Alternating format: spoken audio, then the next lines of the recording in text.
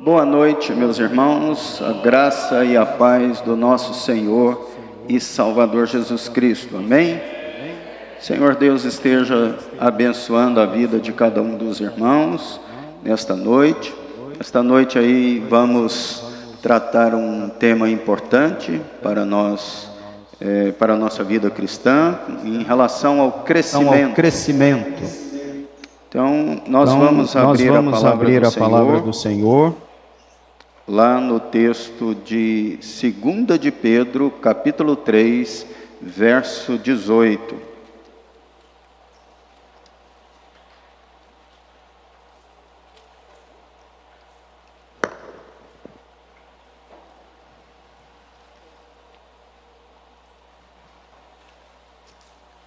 Segunda de Pedro, capítulo 3, verso 18, diz assim: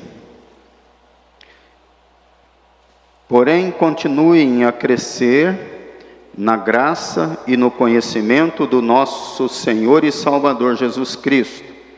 Glória a Ele, agora e para sempre. Amém. Vamos orar? Senhor, nesta noite, nós nos curvamos diante de Ti, reconhecemos a grandeza e a misericórdia do Senhor. Reconhecemos a bondade do Senhor e o amor do Senhor pelas nossas vidas. Nesta noite nós temos Te prestado culto, nós temos dedicado nossas vidas nas mãos do Senhor, temos dedicado as mães nas Suas mãos, dedicamos os filhos diante do Senhor, dedicamos dízimos, ofertas, dedicamos cânticos para Te adorar, ó Pai querido, e agora nesta noite, Senhor, nós Te pedimos, fala conosco, Senhor, através da Sua palavra, que assim o Senhor Deus esteja recebendo tudo que nós estamos dedicando a Ti nesta noite, em nome de Jesus. Amém. Amém, meus irmãos.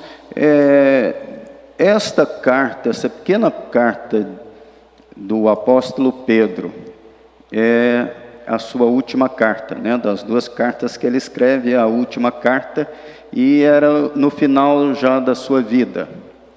Então eu queria, nesta noite, até te fazer uma pergunta. Se você estivesse aí perto de morrer, qual seria a sua carta? O que você escreveria? E para quem você escreveria? Então nós temos aqui o próprio apóstolo Pedro citando a sua iminente morte, e ele vai escrever algumas coisas importantes para nós, que nos chegam agora, né, para os dias de hoje, chegaram para nós vivermos, para nós entendermos como nós podemos crescer na presença do Senhor. Em especial, o capítulo 1 desta carta vai justamente trabalhar a questão, né, desse crescimento. É possível e nós devemos crescer. Então o crente ele não para de crescer. E é uma pergunta que é feita aqui nesta noite, neste momento. Como está a sua vida cristã? Como está o crescimento da sua vida cristã? Como você tem analisado a sua vida cristã? Você tem crescido na presença do Senhor? Então, é uma pergunta importante para nós nesta noite. E o tema desta mensagem é justamente, ele começa no capítulo 3, falando, né, essa necessidade, ou nos colocando este posicionamento de um crescimento, né? E ele, no último verso desta pequena carta, ele vai colocar aqui para continuarmos a crescer. Ato contínuo, crescimento. Precisamos crescer na graça e no conhecimento deste Deus, deste Senhor. E aí nós vamos passar um pouquinho ali pelo capítulo 1, onde nós vamos ver o que Pedro fala com relação a este crescimento. Então, logo lá no verso 2, nós vamos ver esta condição da graça, do crescimento na graça. Que a graça e a paz estejam com vocês e aumentem cada vez mais por meio do conhecimento que vocês têm de Deus e de Jesus, o nosso Senhor. Então, nós vamos ver aqui que esta graça, ela pode ser aumentada. Quando nós pensamos nesta situação de graça, este favor imerecido que o Senhor concede a nós, muitas vezes nós pensamos nela só como o motivo da nossa salvação, um propósito ali que o Senhor, num tribunal dele, nos justifica instantaneamente. É a graça que nós não merecemos, o Senhor concede a nós. Mas, na verdade, esta graça, ela pode ser aumentada, ela deve ser aumentada nas nossas vidas. E é aqui o que Pedro está falando para nós, né? Que a graça e a paz, quando se tem aí este favor, me lembro ali do texto, né, de Gênesis capítulo 6, verso 8, que quando Noé, ele acha graça aos olhos de Deus, né? Então ele acha o favor deste Deus na sua vida. Então é o Senhor nos contemplando e nos olhando e sendo favorável às nossas vidas. Então, diante disso, ser cristão hoje é nós pensarmos nessa situação, como o Senhor está olhando para mim e qual é o seu favor a mim, né, dedicado a esta pessoa, a esta vida. Então é importante nós entendermos, e quando Pedro vai falar aqui de graça e paz, a paz é aquilo que nos deixa em conformidade com este Deus, de que nós estamos fazendo o que é correto. Então isso nos traz paz. Quantas pessoas nós mesmos tentamos nos justificar pelas nossas situações, pelas nossas vidas, pelos nossos erros, e hoje muito mais, né? Então estamos justificando os nossos problemas emocionais, né, pelos transtornos, pelas situações que nós estamos vivendo e passando, e aí nós apresentamos a nossa justificativa, e nós precisamos entender isso, que esta paz que só o Senhor pode nos conceder, ela pode ser aumentada para trazer para as nossas vidas uma segurança de que nós estamos crescendo na presença do Senhor. E o verso 3, meus queridos, vai dizer uma coisa também importante para nós. O poder de Deus nos tem dado tudo o que precisamos para viver uma vida que agrada a Ele. Estamos muitas vezes nos debatendo com relação às nossas necessidades, apresentamos diante do próprio Deus aquilo que nós nos sentimos mais fracos, daquilo que queríamos que Deus agisse na nossa vida, e o texto vai nos falar com relação a isso, a partir deste conhecimento deste Senhor, o poder deste Deus, Ele tem nos dado tudo o que precisamos para viver uma vida que agrada a Ele. Então você pode continuar o texto, né? Então o poder de Deus, Ele pode aí me conceder tudo, né? Posso todas as coisas naquele que me fortalece. Então tenho esse sentido de viver com este Deus, mas é preciso continuar o texto. O Senhor tem nos dado tudo e vem dEle, é o poder dEle que age desta forma em nós, para vivermos uma vida que agrada a Ele. Então, da forma como eu vivo a minha vida cristã, talvez não seja o que esteja agradando a este Deus, a minha relação com este Deus, pode ser que eu estou fazendo tantas coisas na igreja, na família, mas não é bem aquilo que o Senhor tem esperado de nós para o nosso crescimento. Para nós nos sentirmos com esta paz, com esta graça, esse favor dEle para nós, nós precisamos entender, né, que Ele tem disponibilizado pelo seu poder, o poder de Deus, né, de um Deus todo-poderoso. Ele tem disponibilizado para cada um de vocês, né, tudo aquilo que você precisa, aquilo que você necessita para viver, para agradar a Ele. E aí Pedro vai nos colocar aqui algumas questões nesse sentido, com relação a alguns dons que nós precisamos então trabalhar justamente para ter um crescimento.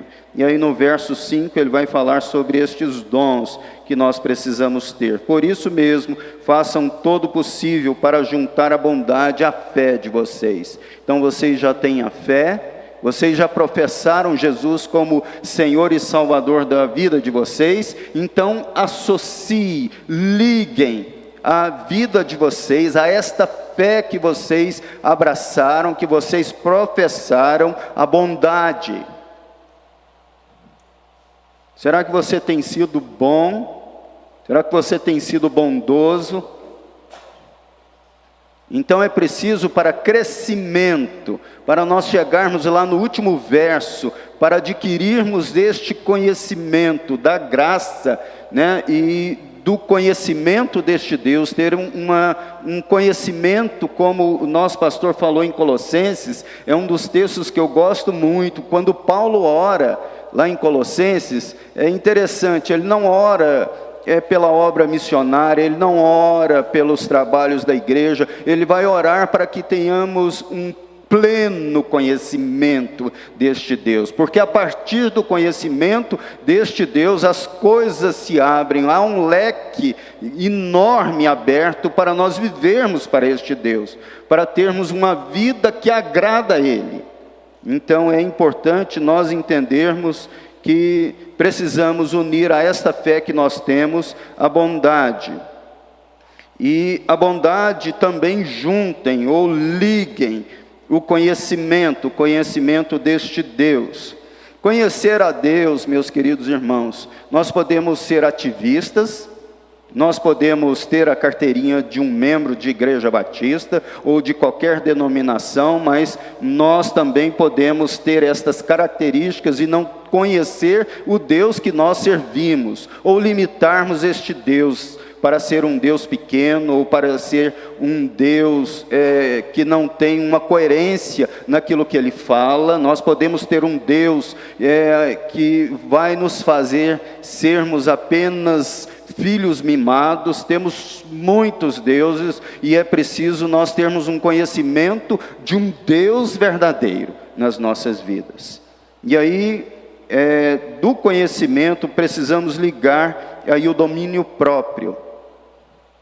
Precisamos ter temperança, precisamos ter equilíbrio, é onde nós vamos nos colocar numa posição em meio aos problemas emocionais que vocês estão vivendo, em meio às afrontas que nós estamos passando. O capítulo 2, ele vai tratar aqui sobre os falsos mestres, todo tipo de ensinamento errado, tentando aí, infiltrando dentro da igreja, das nossas vidas, tirando a sã doutrina de cena de ação e vivendo todo tipo de ação para que nós vivamos uma vida muito superficial, sem ter um conhecimento deste Deus. Então o domínio próprio vai nos fazer estarmos alicerçados neste Deus. Pode vir todo tipo de tempestade, todo tipo de ação contra nós, toda situação que você pode enumerar, talvez a carta que você fosse escrever hoje. Eu fico pensando nisso, quando me veio essa situação de Pedro perto da sua morte, e o que ele vai escrever, o que eu escreveria. Talvez eu ia escrever aí de uma forma muito mais emotiva os meus problemas que eu estou vivendo e passando.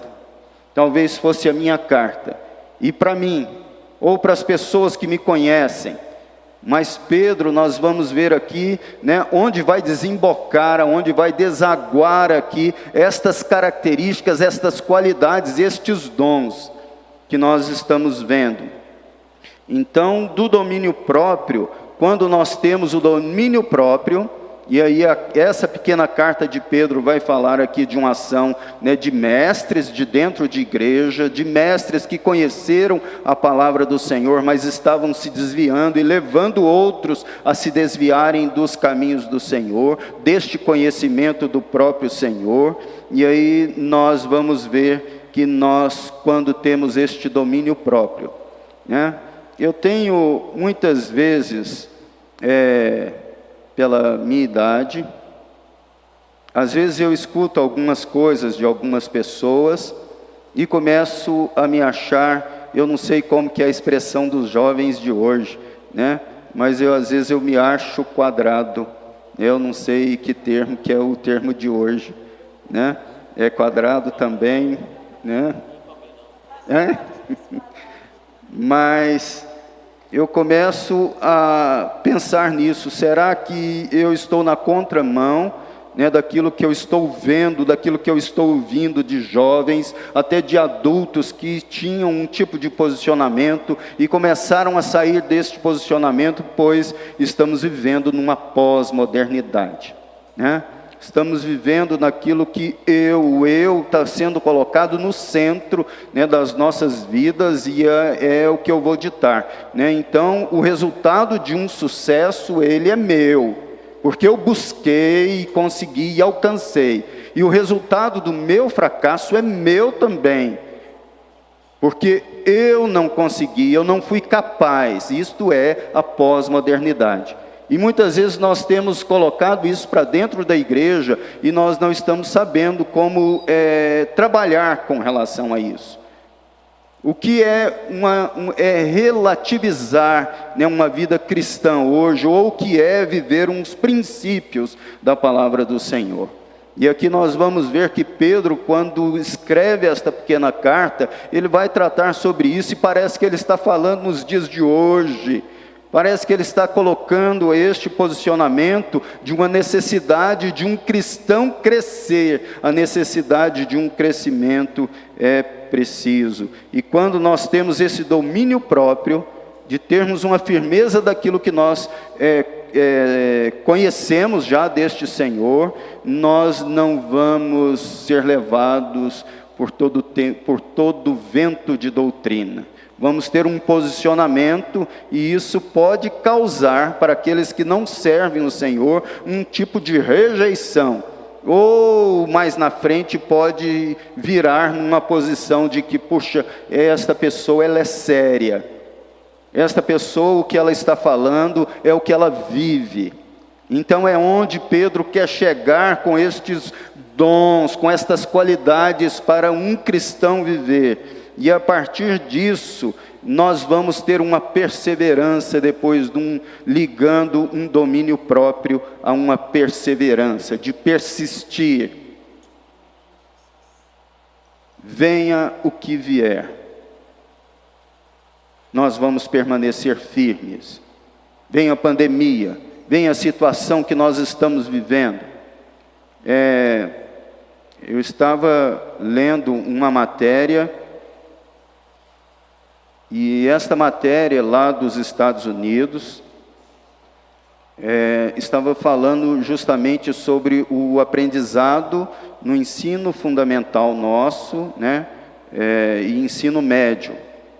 E o ensino, quando entrou a pandemia, então houve uma situação que eles tiveram que paralisar as aulas, e as aulas passaram a ser todas online, né? E para esta turma, depois que se abriu, né, vamos dizer assim, uma democracia, aqueles estados lá dos Estados Unidos que queriam abrir para, né, semipresencial, que fizessem, outros que quisessem continuar fechados, que também continuassem dessa forma. E aí perceberam no final aí destes 2 para 3 anos, né, aqueles que optaram pelo ensino somente online, houve um declínio num teste deles, chamado MAP, de 50% de perda. 50% de perda. E este era simplesmente um teste de matemática e de leitura. Só isso. E para aqueles que fizeram aí um trabalho, né, semipresencial, né, a perda aí, ou aqueles que voltaram, na verdade, de forma presencial, depois de um período mais curto, né, de isolamento, né, tiveram ali uma perda de 20%. Então está aí colocado a perda, né? Por que eu estou falando isso com relação a esta matéria?